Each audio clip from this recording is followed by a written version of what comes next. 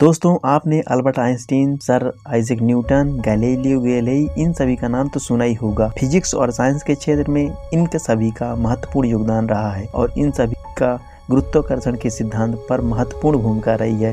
तो दोस्तों, आज की इस वीडियो में हम बात करेंगे गुरुत्वाकर्षण के सिद्धांत के बारे में और इसी के इतिहास के बारे में। तो दोस्तों, वीडियो को पूरा देखिए, इससे आपको बहुत कुछ सीखने और समझने को मिलेगा। तो बिना किसी देरी के चलिए इस वीडियो को शुरू करते हैं।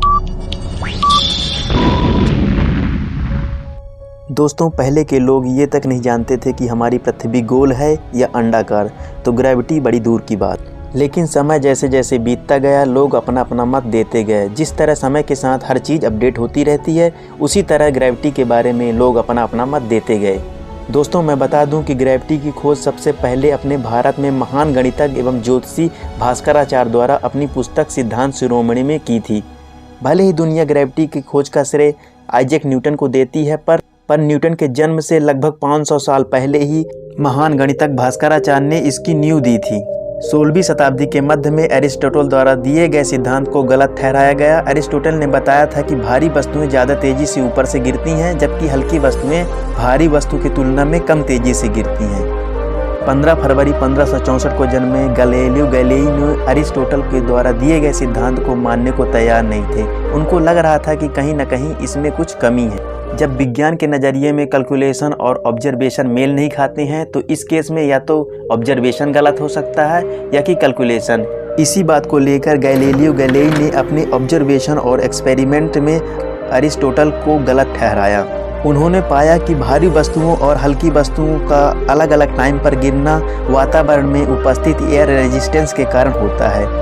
उन्होंने बताया कि भारी वस्तुओं और हल्की वस्तुओं पर ग्रेविटी का बराबर असर होता है, मतलब चाहे छोटी वस्तु हो या बड़ी वस्तु हो, वो ज़मीन पर एक साथ ही गिरेंगी यदि एयर रेजिस्टेंस ना हो। और यह अपने एक्सपेरिमेंट में यह प्रूव भी किया, जो उनकी बात बिल्कुल सत्य रही। दोस्तों, ये एक्सपेरिमेंट आप भी कर सकते हैं। एक तो मान लीजिए एक हल्की वस्तु चिड़िया का पंख और दूसरा भारी वस्तु पत्थर। इन दोनों वस्तुओं को जब आप एक वैक्यूम जगह जहाँ हवा एक भी ना हो, उस जगह से एक साथ छोड़ते हैं, तो आप देखेंगे भारी वस्तु और हल्की वस्तु एक साथ ज़मीन पर गिरती हैं। उनके समय में कोई बदलाव नहीं होता है। इसलिए हम कह सकते हैं कि भारी वस्तु हो या हल्की वस्तु, दोनों ज़मीन पर एक साथ गिरेंगी यदि उनके मार्ग में कोई रुकावट ना हो। गैलीलियो के बाद सर आइजैक न्यूटन को यूनिवर्सल ग्रेविटेशनल कांस्टेंट को बताने में गैलीलियो के सिद्धांत से काफ़ी मदद मिली। आइजैक न्यूटन के बाद सर अल्बर्ट आइंस्टीन ने 1905 में अपनी स्पेशल थ्योरी ऑफ रिलेटिविटी में बताया कि ग्रेविटी एक बल नहीं, एक फोर्स नहीं, यह एक स्पेस टाइम का कर्वेचर है जो भारी मास और एनर्जी की वजह से होता है। दोस्तों, ग्रेविटी अपने आप में एक बहुत बड़ी कहानी है। वीडियो काफ़ी लंबी हो जाएगी, इसलिए हम छोटी छोटी सीरीज़ में इसे समझेंगे। वीडियो अच्छी लगी हो, इन्फॉर्मेटिव लगी हो, तो प्लीज़ एक लाइक करें और इस चैनल से जुड़ने के लिए नीचे सब्सक्राइब बटन पर क्लिक करें। Thank you.